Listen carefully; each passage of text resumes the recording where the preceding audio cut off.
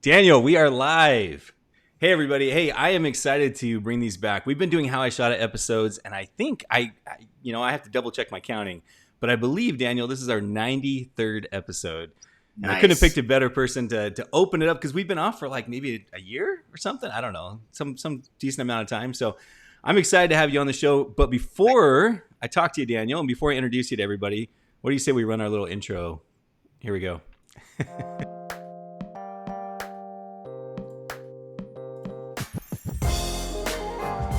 All right. So, Daniel, it would be probably smart of me if I just checked Facebook real fast, made sure we are in fact live. Hey, I already see a Facebook user says that. Yeah, in fact, guys, it's interesting because on the software that we use, Ecamm, I don't get to see their name unless they've already like approved it or something. So unfortunately, I don't see their name there, but I'll try to stay on top of it on the Facebook comments. But with that, Daniel, let's introduce you. Let's make sure everyone knows how to follow you. I see your Instagram there, Daniel Nydick. Tell everyone where you're located and maybe how long you've been shooting for. I don't know. Give us a little intro. Yeah, sure. So I'm based in Scotch Plains, New Jersey. So I primarily weddings, engagement sessions, and everything was basically in the New Jersey area. Sometimes New York, sometimes Pennsylvania. Believe it or not, weddings. I've been in the game just about 5 years, and it is it is a heck of a roller coaster ride, and it's amazing. It's interesting. You said 5 years, but have you been shooting longer than that? Like, did you do anything before that, or have you just literally been doing professional photography for 5 years? At this level, yeah, just for 5 years. Wow. Hobbyist forever. Really fun short story. I didn't know this till well after he passed. My grandfather was an avid photographer. My mom said they would take the Sunday drive. Back in the '50s, take the Sunday Yeah. drive, and he'd see a tree here and a cloud here.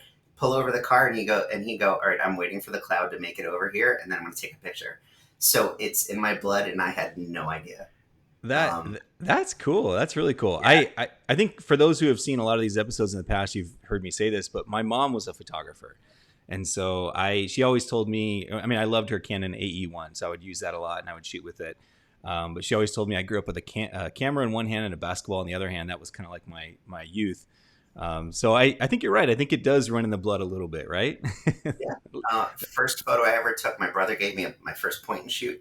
Lived in my car, didn't do anything with it. Saw an abandoned house one day. I'm like, that's cool. Let me take a picture of it. Took it home, threw it in Microsoft Paint. I mean, we're talking forever Nice. ago. And just clicked black and white. And I was like, ooh, look at the shadows here and look at the light peeking through. And I literally said to myself, if I had an idea of what I was doing, this would be really cool. That's awesome. Well, It hey, just happened there. I don't know how you've done it so quick, man, but in 5 years, you've sure learned a lot. Because not only, for those who don't know, Daniel is also a MagMod ambassador. And we've posted lots of his photos up on Instagram. He's in the Facebook community a lot. Which, by the way, if you're trying to become an ambassador, those are two ways to do it: is submitting photos to us and letting us share your skills with everyone else. And in the Facebook community, what's cool is you actually post not only the photo but a caption and sharing people how you created it and so forth. So if you're watching this on YouTube and you have not joined the Facebook community, be sure to join us there. But Daniel, let's jump over real quick. I want to show everybody before we get into the photos that we're going to talk about. I want to bring up your website and your Instagram. One, so people can find you. Whoops, I don't want to zoom in on that. I'm going to roll up here. First off, I got to say your website is amazing. And when I turned it on earlier today, I left it on and just had the music playing in the background probably for about 10 minutes. So I was totally digging it. And felt like I was like in an arena ready to go and play. Nice. But your work is incredible. I also got to just ask real fast. When I scrolled down here and I saw these incredible photos of you and your wife, and it looks like everything was lit here. Are you Yeah. like what? Tell us about this. Surprisingly. So actually, so scroll back up for a sec. Yeah, So yeah. I will tell you, um, yeah, yeah, the Arts Riot one. So whenever we travel anywhere, I always bring my little cameras off. I always bring my little Fuji, Uh tiny huh. little Fuji lenses, one nanopod, like nano stand, one flash, just like a little flash, Uh huh. a mag sphere, a mag grid, and a little plastic tripod. I just want to travel light. But everywhere we go, I get at least one, professional lit photo of us, and I love you that. know, yeah, it's so much fun. It really is, and it's the MagMod, hashtag that I've seen is, fast, easy, awesome. And it's true. Like to be able That's to set myself up anywhere with my wife, set the timer and jump in the shot, and it works. It's awesome. I love It's just, it. I love it. I think it's such a great idea because I mean, so often we travel to places and the only photos we get is like an iPhone, picture yeah, or whatever. And so to be able to actually create these really cool artsy photos that you can actually frame and put in your house or on your website, I think it's really cool.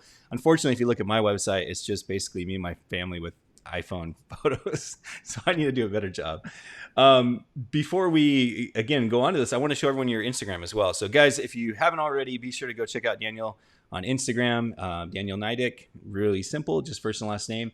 And again, check out his awesome work. It's amazing. Like I said, you'll see him on our MagMod Instagram as well. We featured plenty of your work there. So go check him out. And he's been doing some Instagram Reels. I've seen that pop up a few times. So Daniel, is there anywhere else that people could find you besides your website and Instagram? website, Instagram, and probably my favorite Indian restaurant. I love that. It's funny. I always do kind of a pre-chat with people, and we didn't talk about that. I love Indian food. That's my absolute favorite. Nice. So if you ever make it out to Arizona, we will definitely do Indian food together. So Totally. awesome. Well, hey, if you guys haven't seen this episode or you haven't seen this show before, you know that what the purpose of how I shot it is to bring up photos from these photographers and then basically talk about how they created them so that you all can actually go out there and shoot and know kind of where you put the lights and maybe what modifiers they use and things like that. So Daniel's going to share a few photos with us. He's going to talk about those photos. If you guys have any questions and you're watching on Facebook right now live, please feel free. By the way, if you're watching this on YouTube, we do these live in the MagMod community on Facebook. So be sure to join that. But if you're watching, be sure to post those questions. I can see those, and I'd be happy to ask Daniel those questions. So with that, Daniel, you ready to do this? Yeah. All right, here we go, Daniel. So let's bring up the first photo, and hopefully, I don't even know if I got this in the right order. Oh, I did. Good. Cool. So this is the first shot, and I know there's a second shot with lighting, but tell us first kind of about the shot and what you did to kind of set this up. Yeah, absolutely. So this shot literally will explain everything that I do and how I do it. Not just this photo, but literally every photo. So, exposure is everything, whether it's on people, whatever it's on, what colors you want, what you want to see. So before even tying in flash, I'll take a scene like this and I set my exposure and camera so that I go, ooh, there's the blue in the sky. There's the orange in the sky. This is exactly what I want my frame and my scenery to look like. And then you're left with a silhouette to boot. So instead of just, practicing, dialing in settings, you end up with a great shot. And it's from there that I start adding light, adding off camera flash to then tie my couple into, like there, tie them right into the scenery. And for me, that's my vibe. That's what makes it. So tell us on this shot right here, what kind of lighting did you use to light the couple up? Let me muster up some muscle here. So, Awesome. So, 8600. Which way do I move here? This way. Yeah. So just an 8600. And what this is it's a 600 watt strobe. So I will use that. You can see that seems a little bit darker. We're getting towards sunset, but that's the one strobe that I bring with me to every shoot because I start in bright daylight and then work towards the darker hours. And what that does is it's a bright enough, powerful enough strobe that lets you basically overpower the sun, or it just it lets you make light bend to your will. So, we have speed light, and we have 200 watt. A 200 watt, but sometimes a lot of times it's not enough. So we go for the 600 watt, and Speedring, which you attach the softbox to, and boom. Yeah. So Daniel, actually keep that up there. I'm gonna keep having you muster that muscle that you mentioned. So, so I want to just point out real quick. So this is the AD600. So we got 600 watt. Yes. So basically, compared to, I typically run around with one of these, which you held up earlier as well, the AD200, right? So essentially, you're like 3 times the power of these that I would need. But what's cool about that is you have the Speedring Adaptor on the front of that. Yes. And it just so happens that MagMod actually put up a video today on YouTube showing that Speedring Adaptor. So if you guys are unfamiliar with it, go check it out. I got a box right here. Actually, one is with one as well. In fact, they just did some improvements to it, which is really cool to make it even stronger to hold the 42 and that kind of stuff. But the cool thing about that adapter is now you can take those big studio strobes that you have there and actually attach your large softbox to it with magnets, making it super easy. And then of course, if you want to go from that 600 and then take it off of there and just do a little magnet, pop it on a mag ring, literally within seconds, it's like so easy. So I love that you're actually using that. And you said the main reason you use it is because of the kind of the versatility of being able to shoot, super high power if you need to. Is that right? Yeah. So, when it's really bright sun out, I still want to get that orange, either the orange or the blue, but if we're talking at well, it depends what time sun sets, but if you're talking like 3, 4 in the afternoon and it's not getting dark until 7 or 8, you've got to work with that. And if you want to dial down your exposure and bring in that ambient color, that ambient vibe, you need something strong. Plus it recycles fast too. So, that first photo that you showed, she's laughing, and like those are moments. Like it's not just like, yay, great scenery, great pose. But when you're getting genuine moments, people are going to look at that photo. She's going to look at that photo and be like, yeah, that's us, Yeah. So I love that. with the fast recycle time of the 600 watt, you can still pop through and not miss those moments. So, you've got the high power, and the soft light, and it's just, there's your ingredients. I don't really talk settings because every environment's different, but it's just that's my recipe. Dial in for the ambient, add the flash, dial in the flash so that your subjects look how you want, and you're good to go. I love that. So Daniel, one of the questions that came in, and I think the interesting thing that you mentioned here was the fact that you don't necessarily have to use the full power, but the fact that you can use lower power and get faster recycle time. So one of the questions that came in, Devin was wondering, could you use the AD200 for the same thing? I think on this shot, absolutely, right? You could. So when it's darker out, sure. Yeah, because it is darker. And then she actually says, hold on, I'm going to get back to her question. She has another question for you, but I'm going to ask that here in just a second. Ellie was asking, do you use full power for this shot? I'm guessing probably not. Yeah, because this was shot during the... Just like Devin said, like that could be done with a 200, but with the 600 Pro, you could dial down to 1.256. Yeah. So you've got that huge range of, dim to like, holy crap, I'm blind if I look at it. And, it's a workhorse. It's a workhorse. It's great. Yeah. I love that. I think the most important thing you pointed out there specifically for this photo is how quickly you can shoot, so you can get those fast recycle times, which is important. So good stuff. Hey, before we move on to the next photo, which actually the next photo is kind of goes into this engagement idea as well. So maybe I'll pull it up and then we'll ask the question. But Devin was wondering, how long are your engagement sessions typically? And do you do day after sessions, or all your couples formals done on the wedding day? Like, those are some of the questions she asked. So let's do the engagement session first. How long do you typically take? So I always tell people it's a relaxed 2 hours, and it ends up being like 3. I love it. Don't quote me on that, but it's, I don't like to rush things. And honestly, like we start out with a chat, not with a camera. So we start out with a chat, and honestly, sometimes with an adult beverage, just to kind of, so it's a social environment. And then, I slowly bring up the camera, and then we have fun. I usually start about 2.5 hours before sundown. So what ends up happening is instead of stopping at 2 hours, I'm like, you know what, we're starting to get some color. Let's stay.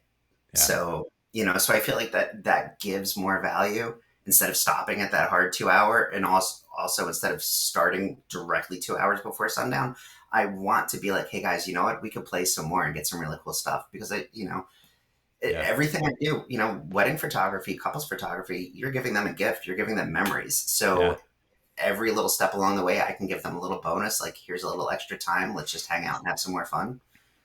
It's part of the experience. Yeah. I love how you point out too that you kind of have that point, but then you say, hey, let's stay a little bit longer. We got this, light coming out, and it's kind of like showing you're adding value immediately in this first experience that the couple's having with you. So I think that's great. I will point out, Daniel, when you said adult beverage in the beginning, I saw like 4 or 5 hearts pop up real fast. So apparently people really like that part of it. By the way, guys, if you are watching live, please, like I said, comments, let us know where you're watching from. That's always fun. It's fun seeing where people are, around the world. And then of course, any likes or hearts that you throw our way, we always appreciate. By the way, Devin says that she says we love you both. So thank you, Devin. I appreciate that. Thanks, Devin. Awesome. Hey, let's go over to this next photo. So show us again. This is kind of the setup first, which is kind of unique. Instead of showing the final result, I want to show the setup first. So we have this shot here. Tell us about it. Yeah, so this was done on the boardwalk in Wildwood, New Jersey, where this couple, they go every year. Their family's been going for years. Well, the groom's family's been going for years. And this was literally a midday, starting at like noon, which if everyone watching this knows, like, no, please don't make me shoot at 12 noon. Yeah. So worst time of the day. Yeah. So the challenge was, how do I work with this hard sunlight? Long story short, how do I work with this hard sunlight? So again, you can see the blue in the sky. I didn't add that. Like, I don't add, skies and unicorns and whatnot in post. I want to work with my environment, and I like to use the word exploit. I like to exploit the environment or exploit the ambient, which goes back to dialing it in to see exactly what I want everything else to see, forget the couple, and then tie the couple in. So in this case, and you can actually see if you look up, I have the head of the 600 attached to a cable because this thing weighs too much to hold up on a monopod, right? So using the 600 with the MagBox super, super close to the couple, I'm able to get enough light on them to tie them in and actually make them pop out of the scenery. So they're still actually a little bit brighter than what's going on in the middle of the day. I love that. So interesting. When I look at this, I think if you're shooting this at 12 o'clock during the day, your sky is going to be white, but yet you have all this nice color. And was that kind of your main focus, or you really like that color in the sky? And I do. Yeah. There's always those days. I was just having this conversation. There's days where you look outside and I'm like, yeah, you can tell there's blue sky, but when you turn and look this way, it's just kind of white. Yeah. But then sometimes you luck out with that atmosphere where just all day it's just blue with puffy little clouds. And it was the perfect day because that shoot was like a 2.5 hour drive away, which I don't typically do. So it was a whole lot of like this driving down, and it was awesome. That's cool. It was perfect. Yeah. So I want to go back one more time. I want to show everyone kind of the before. So we got the MagBox up here on the left. You had the AD600, but you said you use kind of the head attachment. So it's kind of down below and you don't have to lift it all the way up. Yeah. And then there is the couple popping out from that background. So love it. Good stuff, Daniel. Can we shoot over to the next shot here? By the way, I will mention we have Wayne said he's watching from Houston, Texas. I know Ellie's over in California. Devin, I'm trying to remember where's Devin from? I'm trying to remember where she's from. Where's she from? New Jersey. Oh, New Jersey. Oh, she's right there by you then. Okay, cool. Timothy Milton's watching. I believe he's from California. Jeff Tisman. Appreciate all you guys. So thanks so much for tuning in, guys. Daniel, let's jump over this next shot. So this is a really cool shot too. And I love, again, the fact that we have a behind the scenes to literally see exactly how we set this up. But before, I'm actually going to jump to the final shot first so you can kind of explain it, and then let's go back to that behind the scenes. So tell us about this one. So this was really fun. So, coming up, years of, through the years of shooting, you hear things, people say, oh, this is the right way to do this. This is the right way to do that. And getting into portraiture, a lot of people are like, oh, you have to shoot wide open, get the couple sharp, but get everything else nice, and soft and bokeh.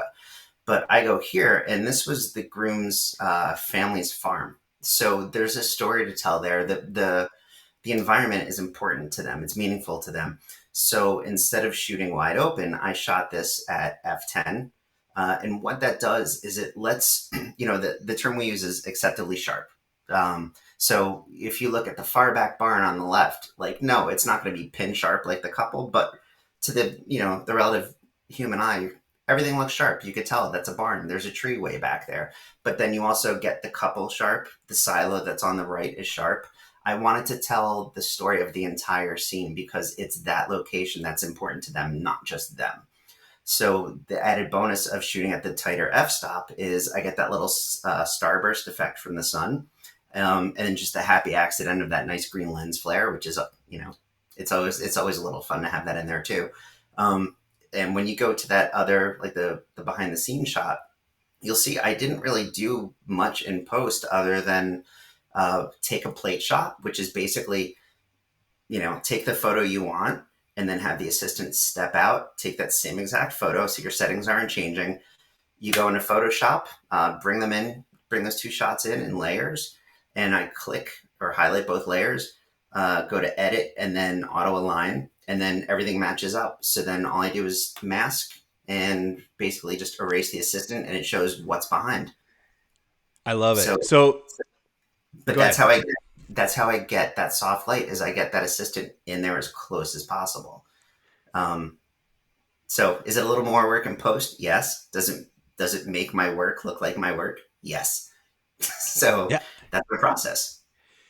So interesting. You're talking about how you shot two different shots, and I love the word plate shot. That's the one we tend to use when we're just saying it's the shot without the person standing in it. So in other words, without your assistant holding the light there. Um, a lot of times when people shoot those, they use tripods. Are you using a tripod here? Nope. No, no, I cannot be weighed down. Even when I do like bridal party composites, like when 20-person composites, like I'll either find something to like lean my elbow on, or I'll anchor myself, kind of like you're ready to like wrestle, so Yeah. my body's aligned and I just hold there and I lock. So, Yeah. I might take a little bit wider of a frame than necessary, just so if things need to adjust or crop a little bit. Yeah. But again, same thing. If it's a 20-person wedding party, it's 20 layers in Photoshop, hit auto align. And if nothing moves, the scenery is the same. The worst thing you have to deal with is you tell everyone not to move till you're done, but they move. Yeah. They Yeah. move. So it's a little bit of a masking Yeah. work. But Yeah. otherwise, compositing, getting the light nice and close and learning how to composite has been a huge game changer for me in the last couple of years. And it opens up the ability to be as creative as I want to be without going, whoops, how do I get this guy out of the frame yet still make the photo I want? Yeah. And sometimes it takes doing it in post, and I'm okay with that. It's an important characteristic or skill that you have to have. Skill is a better word than characteristic, but an important skill that you have to have is being able to visualize that shot when you're shooting it, so that like, okay, I want light here, but the visual is the story that I'm telling of this barn, and I have this couple and the barn that he was raised on and everything else, and so I need to make sure my assistant steps out so I get that plate shot so I have it later on. Otherwise, it's going to be a lot of fun trying to Photoshop a window in there. So, But, that kind of ties into what we talked about that initial photo. It all mhm. comes down to, what story do I want this photo to tell? And that's Yeah, why I started exposing the shot to look like how I want it to look. And then the couple is actually the second ingredient. And then I make them yeah, look how I want them to look with lighting. that's awesome. Ellie says intentional shooting is super important. That's so true. To be Yeah. intentional about it. Also, Cole Harper, she says what she's watching. She says, talking about the lens flare. She says, "I love those happy accidents. The lens flare looks great with the Yeah. barn photo. Great storytelling." So, Thank you. yeah, appreciate all your comments, guys. Good stuff. Love this, and thank you so much again for pointing out that we don't need to always shoot at 1.2 aperture. We can shoot higher apertures, and the benefit of doing that is not only do you get to tell the story, but also you get that really cool sunburst, which in order to get those, you need to be shooting at f11, f16, things like that to really get that. So, good stuff. Good stuff. Selena also says, yes, the vision of the end result. Absolutely. Daniel, can we go on to this next shot, which is Sure. probably one of my favorites? This one here. Tell us about this one. I love that. So it's the same type of thing as far as the composite. So there was a plate shot. This, I'm sorry, I'm looking at it like like someone hasn't seen it before. I really do enjoy that photo. So we had the sun peeking through the trees, and you can't see it because he's already composited it out. But my assistant was camera right, Okay. and the way that I didn't mention this before, but the way that I light is bride centric. Everyone, when they look at a photo, they want to see how pretty the bride is, and please do not bash me for saying that, but guys are happy when their woman is happy, Yeah. and on a wedding day, everyone wants to look good. The bride wants to feel beautiful and look beautiful in all of her Yeah. photos. So the way that I light is from the groom side, so that the light is grazing across the groom, but full on reaching the bride. And here, little quick tip for that is, I'll set the couple up in their pose, And we actually go through this in engagement sessions, which make the wedding day portrait time go a lot quicker. I'll put them how I want them nestled in together, and then I'll just talk to the bride and I'll say, so all I need from you is just to come a half inch closer to me. Then that way the light will graze past the groom and fully land on your face. So everything that I want to see, everything that they want to see is lit. Yeah. No, that's a great tip. In other words, have her come so that the shadow that hits him is not falling on her. Is that right? Is that why you have her come forward just a tiny bit? Yeah, or otherwise, the light would hit him and that would cast like this half shadow. Yeah. Half or more shadow on her.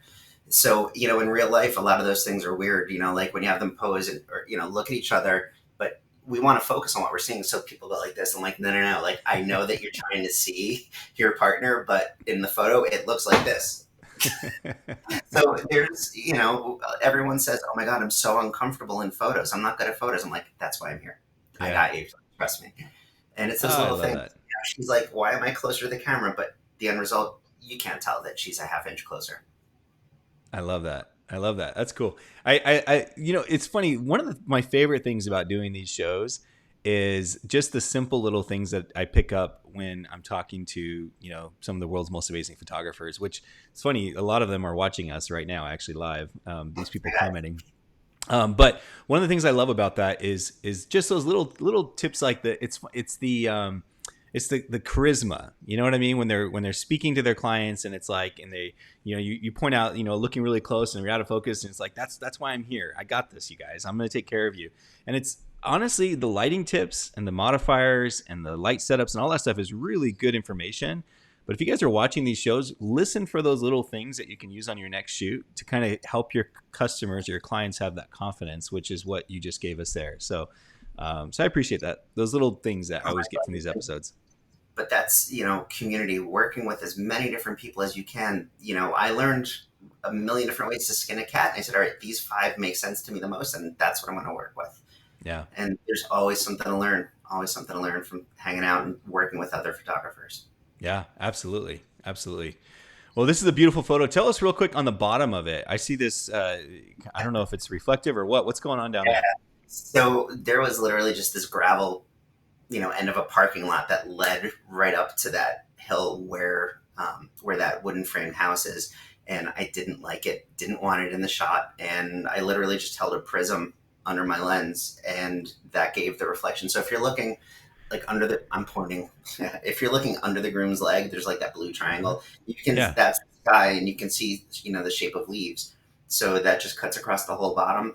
That way, I didn't have to crop weird, crop too close up to their feet. So it let me use full, the full space of the frame that I wanted. That's cool. So it was, did you say a prism? Is that what you used? Yeah. So it's like I don't have it here, okay, but it's glass. It's a long piece of glass. It's 3-sided. Think like Dark Side of the Moon album cover, if anyone's old enough to know. Yeah. So, and then you just turn it till you get the reflection you want. And believe me, nothing works all the time. We have bags of tricks, and sometimes you can do stuff with them, and sometimes you can't. Here I did. Yeah. It totally works. So I just turned it till I saw the reflection, and snapped. That's cool. I like using prisms as well because you can use them kind of above the lens and aim light down into your camera. You can use them for a lot of really cool things. The reason I was clarifying on prism is because I know a lot of photographers will use mirrors or even their phone, the reflective surface on the phone. And I'm guilty of all 3. Yeah, guilty of all 3. I love it. All right. Well, Daniel, let's jump on to this next photo. We got 2 more here, guys. So hang with us. You're going to see 2 really cool shots. Tell us about this one here. Yes. So this is awesome. This was it was either November, December. It was a December engagement session on the beach. So, looking at them, you would never know it. But what was really cool about this was because it was the winter, there was nobody there. So we had free reign to go and do whatever and not Photoshop out 18,000 people. Yeah. And this one, we did plan to be there for sunset, where I was saying earlier, like I work and then stop a little bit before sundown, but then still be like, hey guys, let's stay. This one, we're like, no. We're going just for pure sunset. So again, this is where that 8600 comes into play. I did not composite anything out of this frame. My assistant was literally right at the edge of the frame that you're seeing.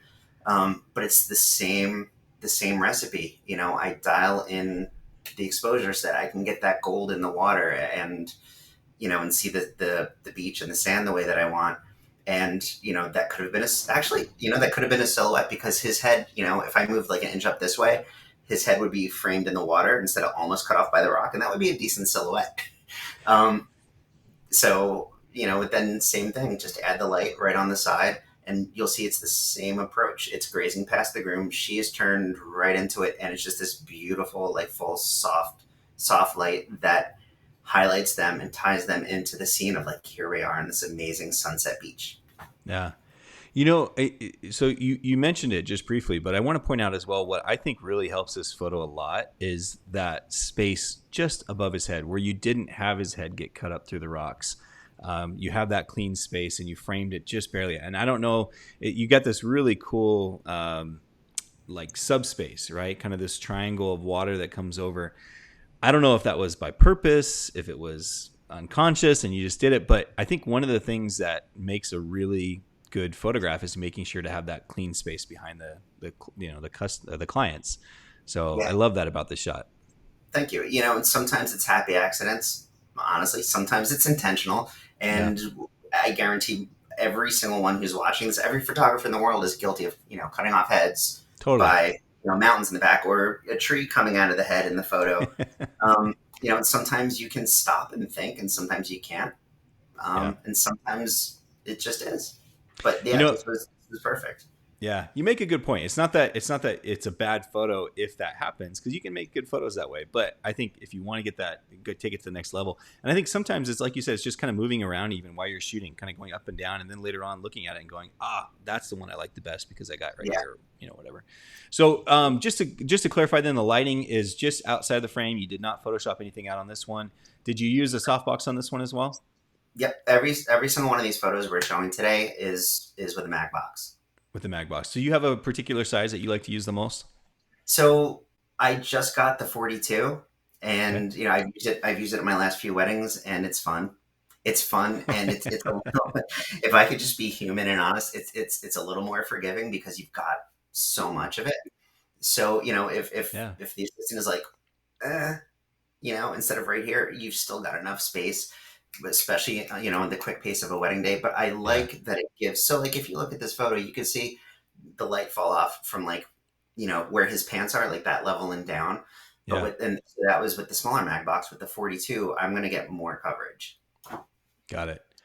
But now on this one, the sun was just a little bit above the horizon, so I imagine you probably needed that extra power on that flash, right, to really dial it down and get it in.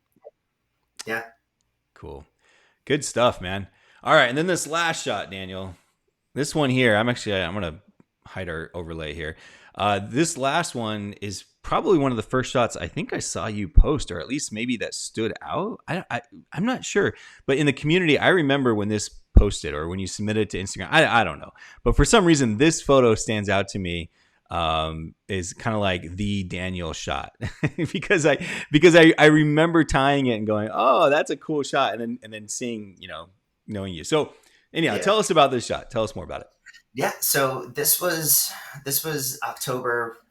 As COVID's going on, small wedding, wasn't supposed to be a small wedding, ended up being smaller guest count, and it was on Halloween, and just the aesthetic of the couple were just, can I say badass? They were just badass. And she, the bride showed up with like a bag of smoke bombs, and we ended up having all of this portrait time because there weren't a lot of guests. There wasn't a lot of dancing. There wasn't stuff going on. So, I'm like, hey, I'm here. Do you want to play? And she's like, yes, please.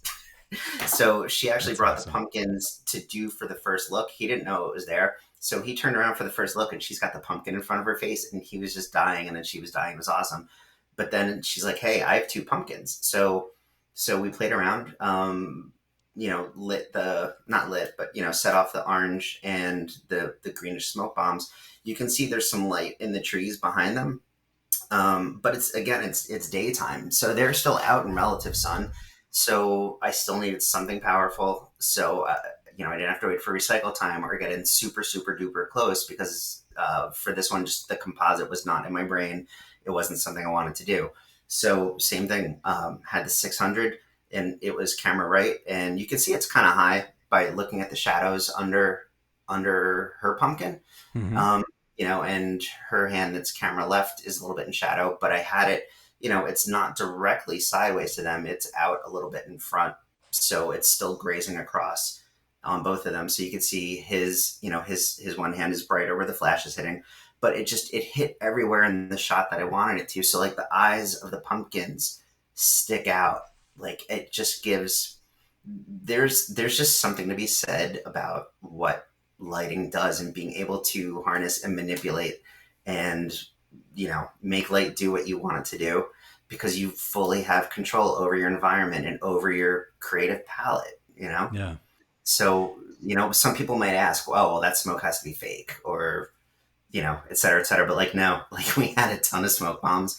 And yeah, there was I'm not joking, there was like maybe this much cloning just to fill a couple empty spots, but what you see was live. This is not Photoshop. This is not any kind of weird effect.